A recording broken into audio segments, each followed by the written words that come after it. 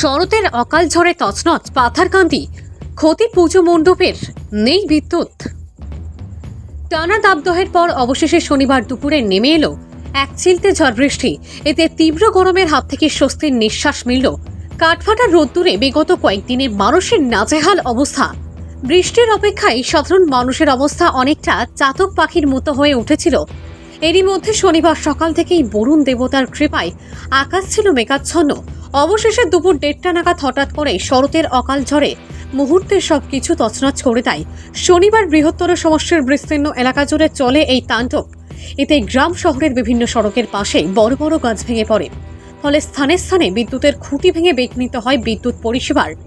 ব্যস্ততম পাথারকান্দি শহরের এই প্রান্ত থেকে ওই প্রান্তের বড় বড় হোর্ডিং, গেট সবকিছু ভেঙে চুরমার করে দেয় শরতের তুফান। অনেকের ঘরের চাল উড়িয়ে নিয়ে যাওয়ার খবরও পাওয়া গেছে। এলাকার গ্রাম শহরের বেশ কয়েকটি পুজো কমিটির নির্মীয়মান পুজো মণ্ডপগুলোও ঝড়ের তাণ্ডবে অল্প বিস্তর ক্ষতিসাধিত হওয়ার খবর পাওয়া গেছে। এতে স্বাভাবিকভাবে চিন্তার ভাঁজ পড়েছে আয়োজক মণ্ডলীর কপালে। হাতে আর সময় নেই, সামনেই পুজো, ফলে বাড়তি পরিশ্রমে পড়তে হয়েছে পুজো কমিটির একাংশ কর্মকর্তাদের।